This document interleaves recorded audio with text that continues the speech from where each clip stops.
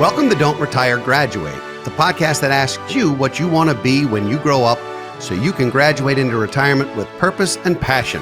I'm your host and valedictorian, Eric Brotman. Welcome to Office Hours, where we answer listeners' questions about personal finance, retirement readiness, and more.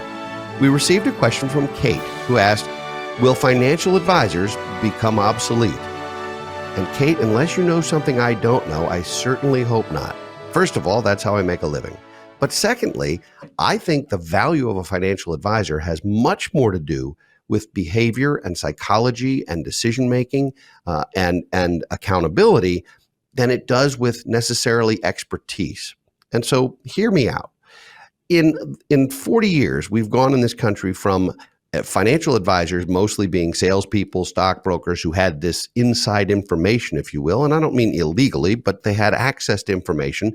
And so the value of a advisor or broker at that time was understanding or hearing about or knowing about the companies and the kinds of managers and the kinds of products that consumers had no idea about. Well, today, all of that information's totally democratized. You can look up anything, as you well know.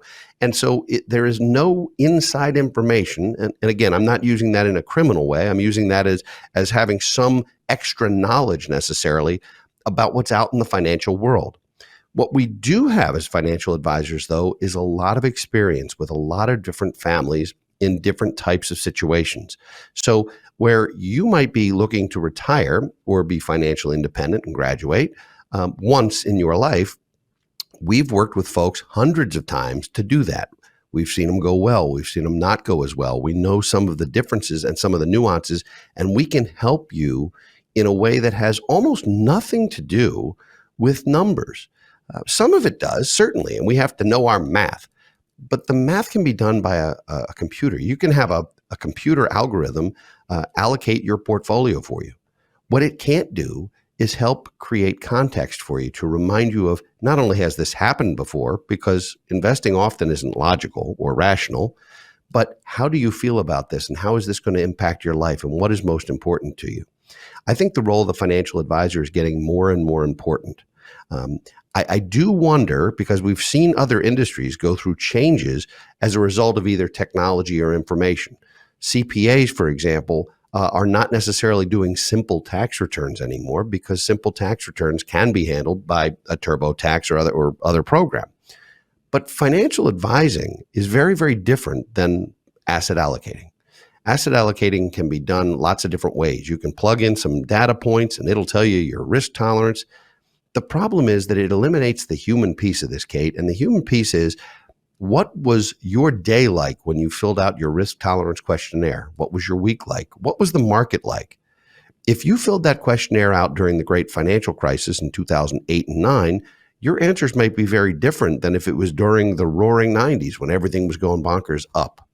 So I think it's important to be adults and to understand that we're all human. We all make mistakes and we all have these feelings.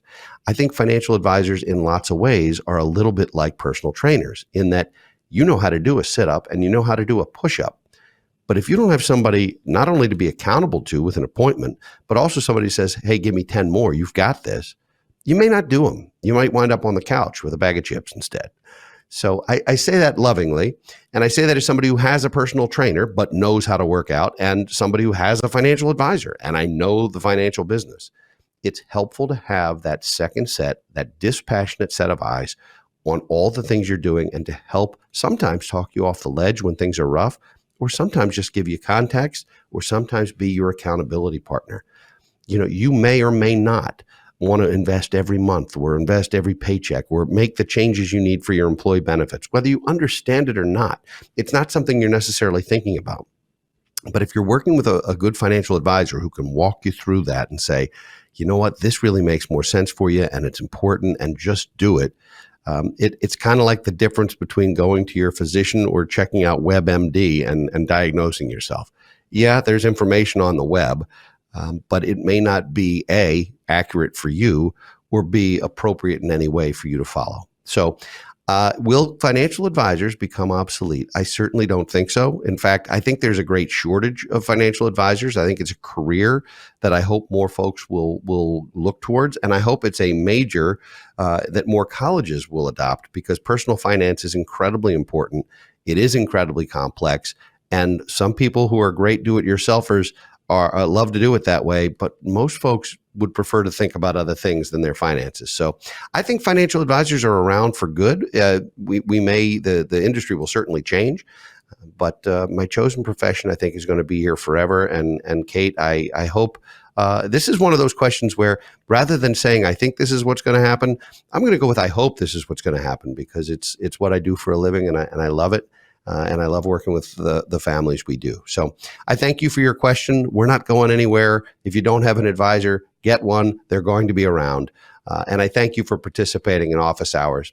If you'd like to send us a question, which we might answer at a future episode, post it on our Facebook page or tweet us at Brotman Planning. Thank you for listening and watching today. We'd love to hear from you. Send us a message or leave us comments at don'tretiregraduate.com or on social media, or leave ratings and reviews on your favorite podcast platform. If you enjoy the show, don't keep us a secret. Share us with friends and family. Let them join you on your journey to financial freedom. I thank you for coming to Office Hours and look forward to seeing you again next Thursday. For now, this is your host, Eric Brotman, reminding you, don't retire, graduate.